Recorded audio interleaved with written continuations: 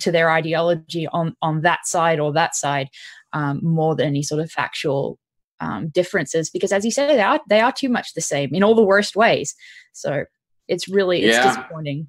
Well, and hey, as somebody who is a true man without a party, in every sense, Elizabeth, I got invited to nothing this weekend. It was very, very sad for me.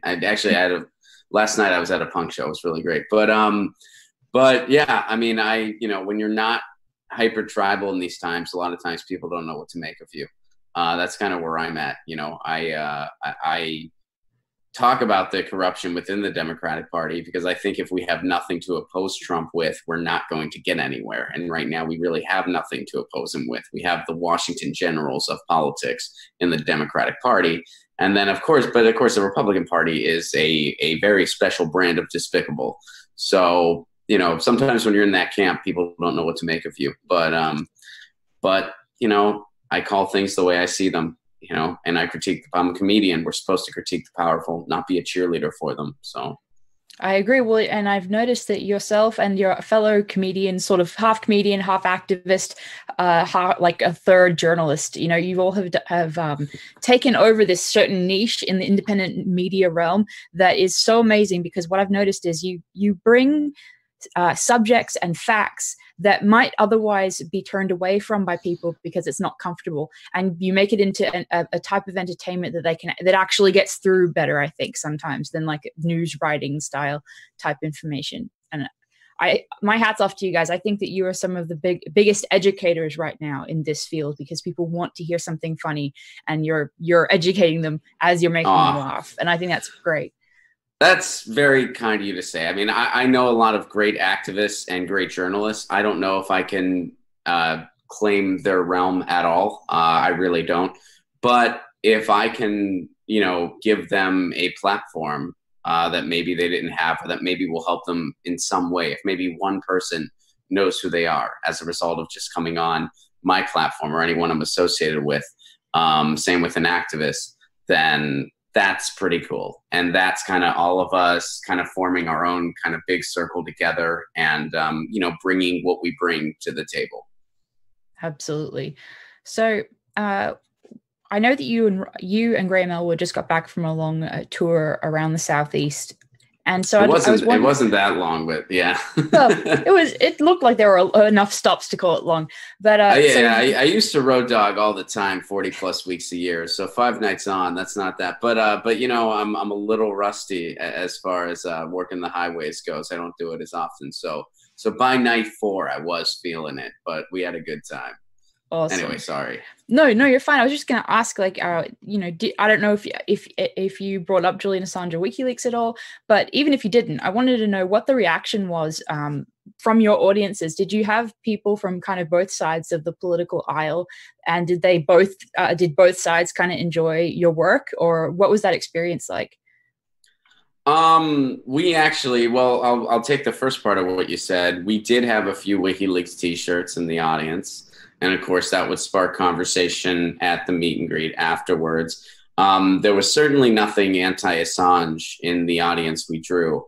And as far as the political spectrum goes, we definitely had people kind of, mostly I would say, it is called the Progressive Comedy Tour. So a big bulk of our audience was to the left of the Democratic Party. They were lefties. That we had DSA people that were there. We had some Green Party people that were there. We had some independents.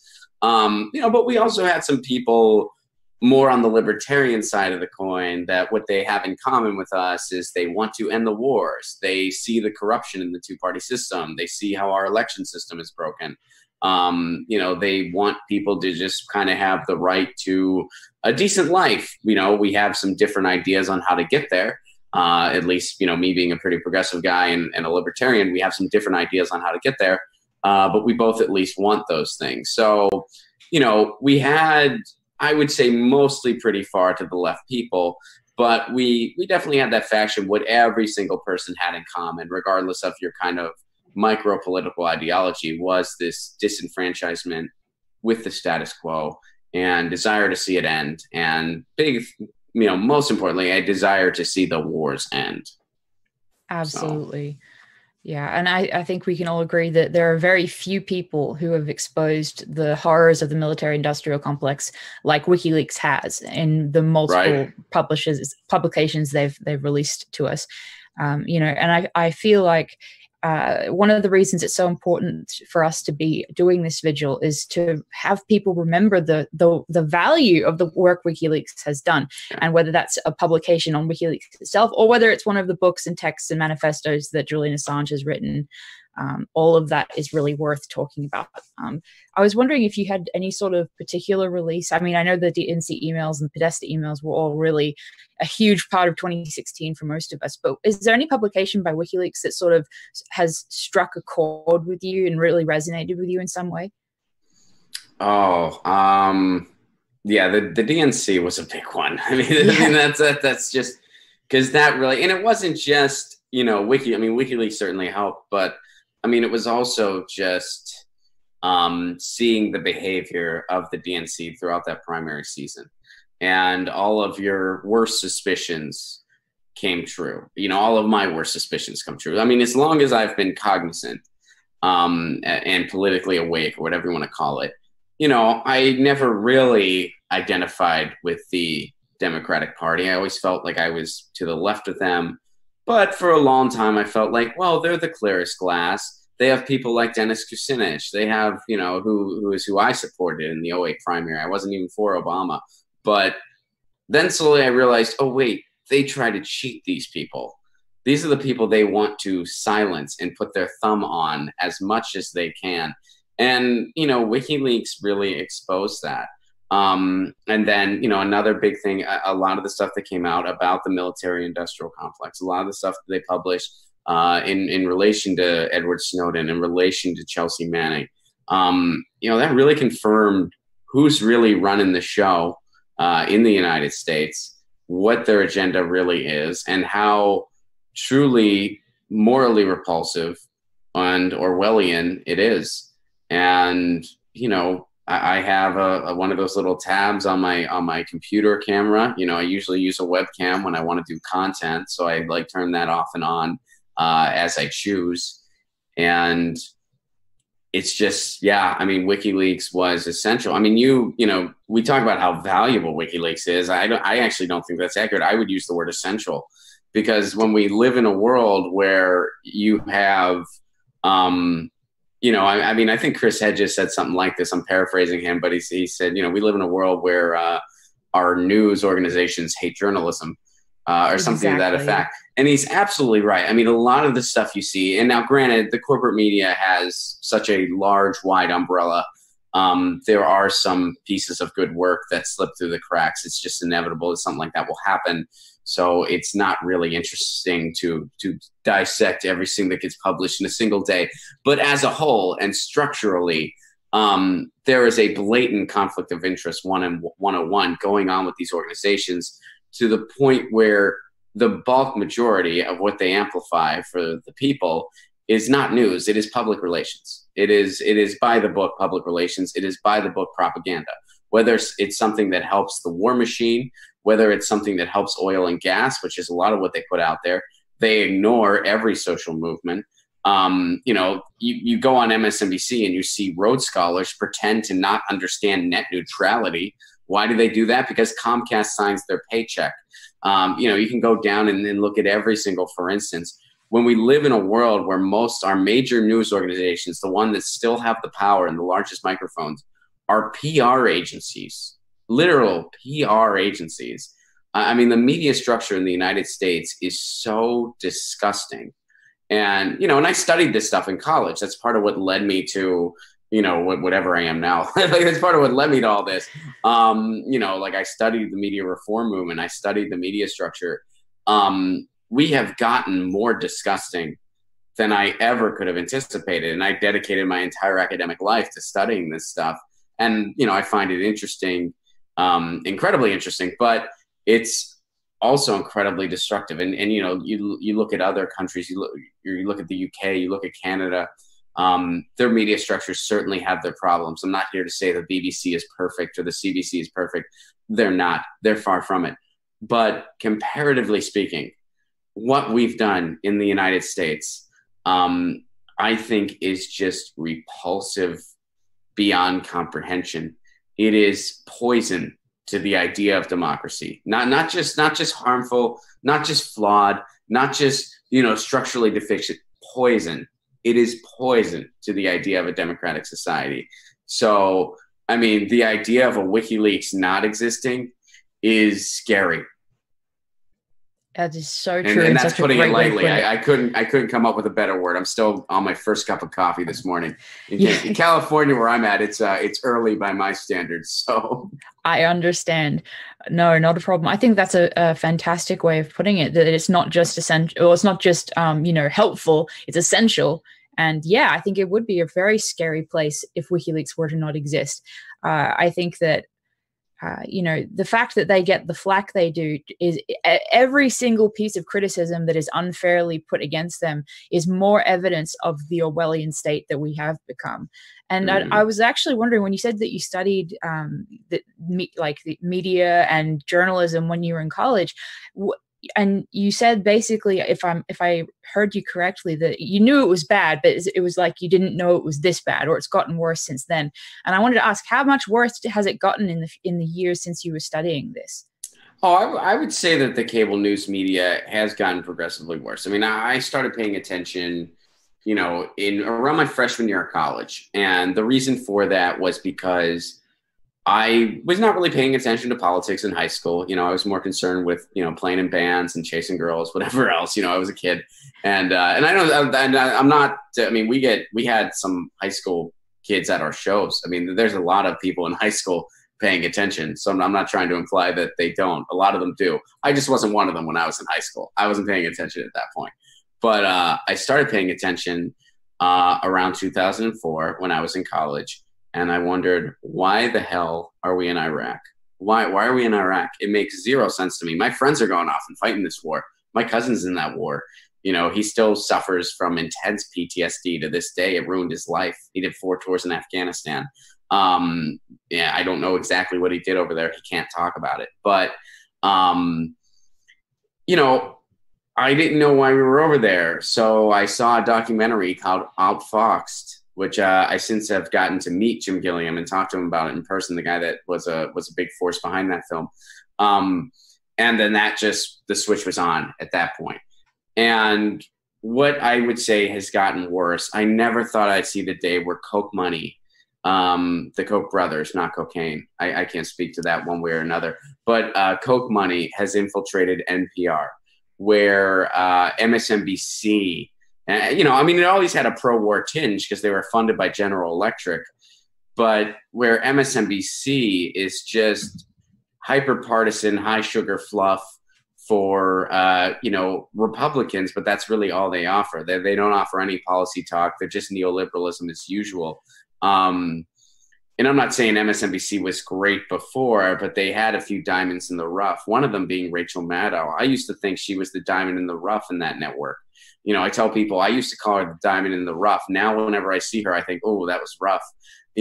She's changed so much, and in a very not good way as far as journalism is concerned. Now, that's rewarded in the United States. She's also the #1 news network right now because she provides anti-Trump catnip, and Trump is the president. When Obama was the president, Sean Hannity provided anti-Obama catnip, and he was #1. So we kind of just have this little dance, and the media likes playing this game, even though what those people offer is nothing close to journalism. Sean Hannity would make outlandish claims every day, and Obama was worthy of some criticism. Those criticisms that he gave were absolutely ridiculous. Exactly. Same with Rachel Maddow via Trump. Trump is worthy of a ton of criticism. It is absolutely disgusting that Donald Trump is president of anything. He shouldn't be president of a company, let alone the United States. But something got us to this point. And as repulsive as Trump is, those are Republican policies. This is what the Republicans are all about. Trump just doesn't have the subtlety that past ones have had. So what got us to this point? That's what fascinates me. What got us to this point? And you will not see any news network talk about what got us to this point.